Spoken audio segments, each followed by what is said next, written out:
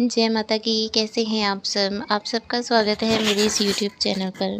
आज का जो टॉपिक है वो ये है कि बिना गुरु आज्ञा के किसी का संकट जब आप काटते हैं तब आपके साथ क्या होता है। बिना गुरु आज्ञा के, बिना गद्दी लगाए जब आप किसी का संकट काटते हैं तब आपके जीवन में, आपके घर में क्या उसका प्रभाव पड़ता है, उसी के बारे में आज हम चर्चा करेंगे।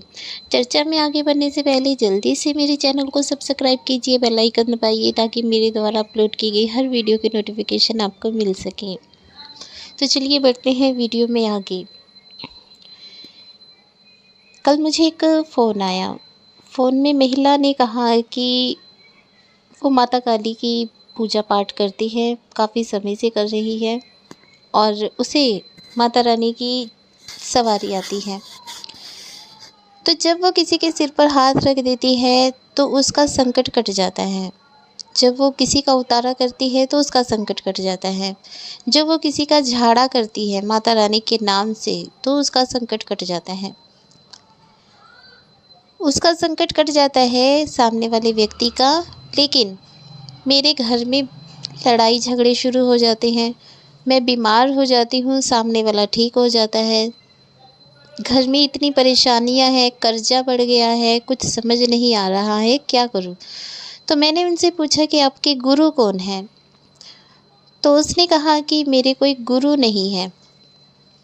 तो सबसे बड़ी बात यही है कि आपके सर पर आपके गुरु का हाथ ही नहीं है।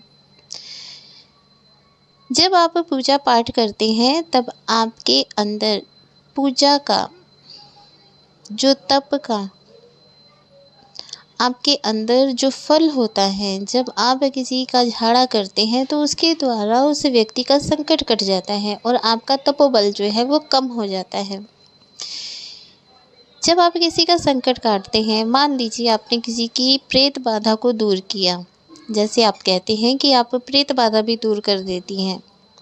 जब आप किसी की प्रेत बाधा को दूर करती हैं तो वो प्रेत को आप कहीं स्थान नहीं दे पाती, क्योंकि आपको पता ही नहीं है कि इसको इसकी योनि से कैसे मुक्त कराना है। आपको पता ही नहीं है कि आप कैसे उस प्रेत को मुक्त करें, कैसे उस प्रेत को कहीं स्थान दें। आपको पता ही नहीं है, क्योंकि आपके गुरु नहीं है और बिना गुरु के इस चीज़ का ज्ञान होता नहीं है। तो आप उस व्यक्ति का झाड़ा कर देती हैं, उतारा कर देती हैं, लेकिन वो जो संकट होता है उस व्यक्ति के शरीर से उतरकर आपके घर पर ही कहीं कोने में छुपकर बैठ जाता है। अब उस संकट को जब भूख लगती है तो वो आपके ही मंदिर का भोग प्रसाद खाना आरंभ कर देता है। आपके शरीर पर वो हावी हो जाता है या घर के किसी अन्य व्यक्ति के मस्तक पर हावी हो जाता है, जिसकी वजह से घर में लड़ाई झगड़े शुरू हो जाते हैं। अब आपके मंदिर का जो प्रसाद है वो आपके इष्ट तक पहुंच ही नहीं पा रहा है, क्योंकि वो संकट खा रहा है, जिसकी वजह से आपके इष्ट को भोग नहीं मिल पाता। आप बीमार हो जाती हैं, आप पूजा पाठ नहीं कर पाती, घर में लड़ाई झगड़े होते हैं तो पूजा पाठ में मन नहीं लग पाता, जिसकी वजह से आपका तपोबल धीरे धीरे कम होने लगता है और आपके घर की समस्याएं बढ़ने लगती हैं। इसलिए कभी भी बिना गुरु, जब तक गुरु गद्दी नहीं देता तब तक आपको किसी का संकट काटना ही नहीं है। जब आपको गद्दी मिल जाती है तो गद्दी के लिए कुछ नियम आपके गुरु द्वारा बनाए जाते हैं। उन नियमों पर चलते हुए जब आप किसी का संकट काटते हैं, किसी का उतारा करते हैं, तब वो व्यक्ति तो ठीक हो जाता है, लेकिन आपके सिर पर संकट नहीं आता।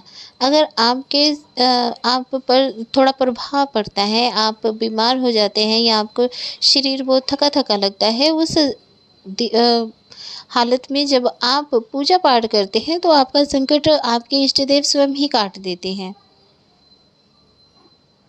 लेकिन गुरु होना बहुत ज़रूरी है। जब तक गुरु ने आपको गद्दी नहीं दी, अर्थात गुरु ने आपको आज्ञा ही नहीं दी, अब गद्दी नहीं है, आज्ञा नहीं है, आप गद्दी नहीं लगा रहे हो, गद्दी जो है वो सिद्ध की जाती है।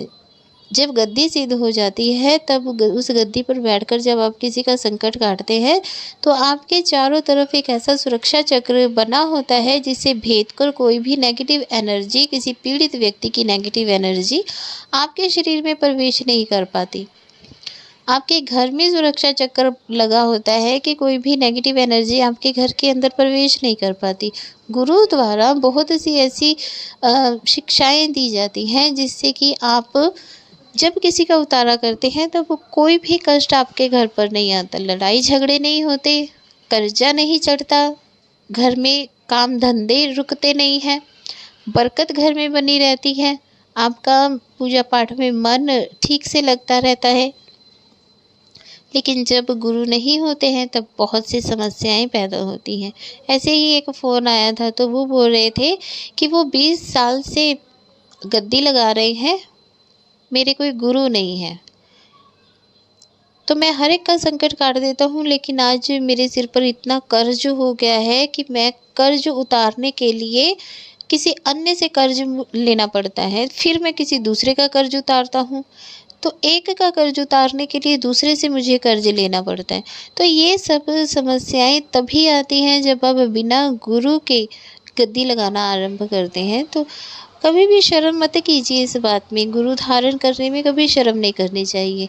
अगर आपके गुरु नहीं हैं तो आप अपने इष्ट देव को गुरु के लिए अरदास लगा सकते हैं। जब आप अपने इष्ट को गुरु के लिए अरदास लगाएंगे तो आपको गुरु आसानी से प्राप्त हो जाएंगे, और ऐसे गुरु प्राप्त होंगे जो आपका सही से मार्गदर्शन भी करेंगे।